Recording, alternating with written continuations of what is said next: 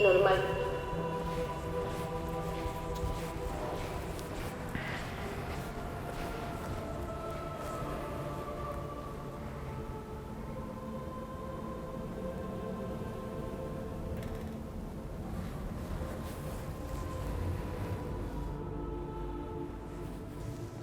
¿En dónde buscan los guatemaltecos a Dios? La primera respuesta está en las iglesias, que hoy están proliferando en Guatemala.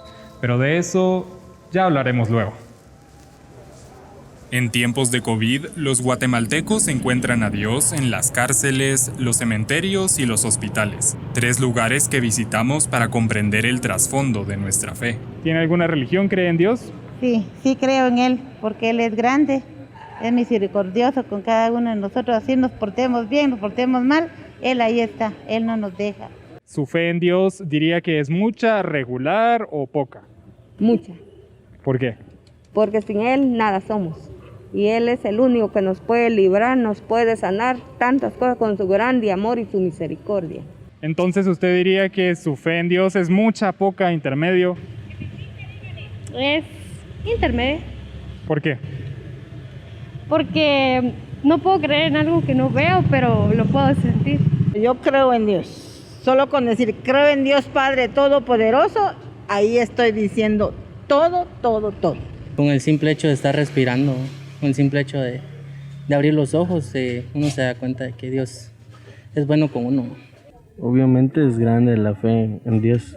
¿Por qué? Porque no sé qué responder.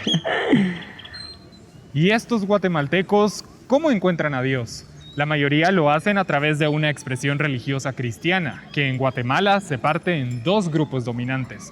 De los 16 millones de guatemaltecos, el 41% se identifica como católicos, el otro 41% como evangélicos.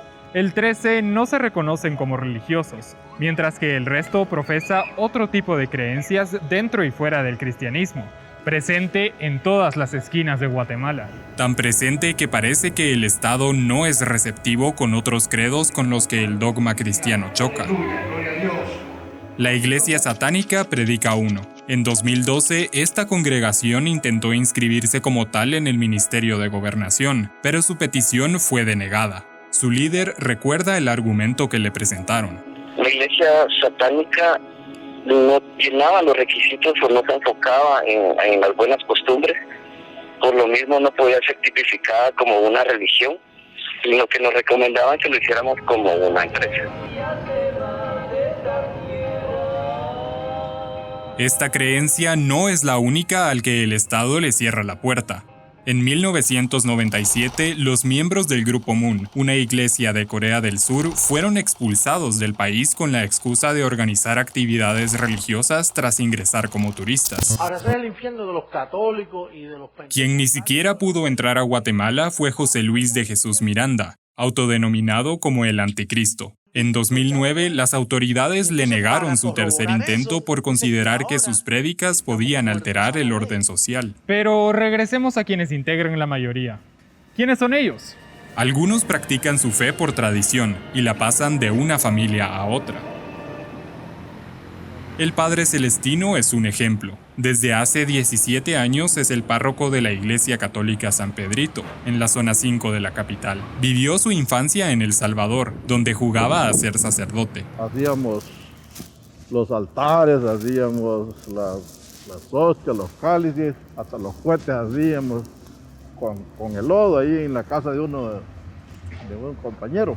En Guatemala, no todos los cristianos comparten la misma fe intensa del Padre Celestino. En realidad, la mayor parte de católicos y evangélicos solo se identifican como devotos, un nivel intermedio de la fe. Pero hay algo interesante. Entre los más devotos, los evangélicos duplican a los católicos. La pregunta es, ¿por qué? Para un líder eclesiástico católico, la respuesta es esta. Probablemente en muchos casos porque son evangélicos relativamente recientes y siempre el prosélito tiende por la novedad a expresar más profundamente la fe que ha adquirido. Para un representante evangélico es esta otra. No podría atribuírselo a un sistema, a una estrategia o algo así. Yo creo que es la misericordia de Dios. La misericordia de Dios que fue transformando vidas y esa transformación de vida se convirtió en un testimonio. La palabra de Dios, la Biblia, es para todos. Un evangélico muy devoto y que hoy pregona su testimonio es este predicador, que frecuenta las calles de la zona 1 capitalina para anunciar el evangelio, como él le dice. Hace 50 años quedó ciego, pero afirma que recobró la vista gracias a las oraciones de una pastora. Para ir al baño me tenían que llevar de la mano. Ese día cuando amaneció, yo vi el techo del hospital, le pregunté a un vecino, le dije, mire, hazme un favor, dígame qué color es el techo del edificio. Tal color, yo ya veo. ¡Nacimientos! Aunque hay quienes replican el mensaje divino fuera de las iglesias, los gigantes cristianos en Guatemala siguen habilitando templos por doquier. Hay muchos, de todos tamaños. Por un lado, la Iglesia Católica suma 502 parroquias a nivel nacional, desde donde se desprenden santuarios, capillas y otro tipo de edificios religiosos. Por otro lado, hay 2.787 iglesias evangélicas, que en los últimos años han crecido. En 2006, el Ministerio de Gobernación registró tan solo 17. 15 años después, en 2021, ha inscrito a 177, lo cual refleja un aumento del 940%. Esa misma cantidad acumuló el 2019. Significa que ese año nacieron 15 iglesias cada mes, o una cada 2 días. Cifras con las que el 2021 también podría cerrar. Pero alto, aquí hay una preocupación, el lavado de dinero.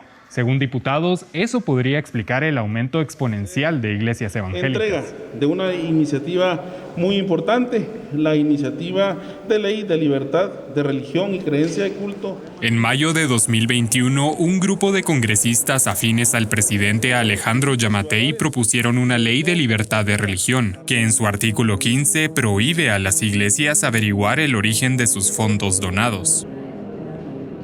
Los diputados que presiden las comisiones a cargo de evaluar el proyecto parecen concordar en que el borrador no debería pasar. Opinan que la iniciativa podría abrir la puerta a que las iglesias se conviertan en vehículos del crimen. Tener un montón de iniciativa sobre un derecho, ahí sí que para nosotros no va. Porque no puede ser posible que haya en algunos departamentos donde hay pastores que empiezan una iglesia y empiezan pequeñas y después andan en helicóptero, pues. O sea, es totalmente ilógico. Y si todos los ciudadanos estamos sometidos a rendir cuentas, ¿por qué las iglesias no? Lavar dinero en nombre de Dios no sería nuevo en Guatemala. Ministros evangélicos han sido perseguidos por narcotráfico en el pasado, como les ocurrió a Eric Zúñiga y Juan Alberto Ortiz, alias Chamalé, ambos condenados en Estados Unidos.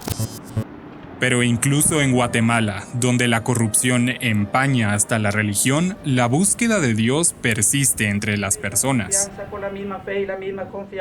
A veces, ese camino no es rígido, sino que se mezcla con otras visiones, muchas veces mayas, que se transmiten desde hace más de 500 años. No es que el guatemalteco promedio haya dejado de creer. Muchas personas siguen practicando pequeñas cosas de la espiritualidad maya. Por ejemplo, ponerse un listoncito rojo a los bebés, a las mujeres embarazadas. Es por tradición familiar, porque si en algún momento dado la abuela lo hacía, se lo enseñó a la mamá, las nietas, los nietos lo siguen practicando y demás. Tradiciones que, al final de cuentas, nacen de ese deseo innato de hallar el sentido de la vida. Hay vida después de la muerte, ¿qué hay después? Y no quedarnos con esas posturas que muchas veces la religión también nos suele dar con fórmulas explicativas para todo lo que nos acontece. Y el potencial humano siempre va a tener dudas. Y parte de esas dudas son estas dudas mismas de la existencia de otros seres o de la propia existencia y trascendencia humana. Son dudas que, en muchas ocasiones, alimentan la fe, que en Guatemala sostiene las vidas de más de la mitad de las personas, en diferentes niveles. Cuando me acerqué a él, esto y el otro, entonces fue cambiando totalmente, ya no sufrí de insomnio, entonces ya mi vida fue mejorando. Cuando lo necesitamos lo buscamos, ¿sí? O cuando tenemos poca esperanza, siempre nos basamos en él. Porque él levantó a mi papá. Y confié en él y todo salió bien y mi hija está mejor, mucho mejor. Y sabemos que sin Dios no existiría la humanidad. La fe depende de cada uno, como persona, individuo. Eso es lo que yo pienso, cada quien tiene su. Yo digo que yo sí tengo bastante fe. Bastante fe es la que estos esposos también mantienen. Pudieron abrazarse después de que el muro del preventivo de la zona 18 los separara durante 6 años. Una experiencia que, según cuentan, solo pudieron sobrepasar gracias a la intervención de Dios en sus vidas. ¿Y qué aprendió aquí? Voy a decir, viejo, de todo un poco. Todo, porque como estábamos, no ha habido cambios buenos, ¿no?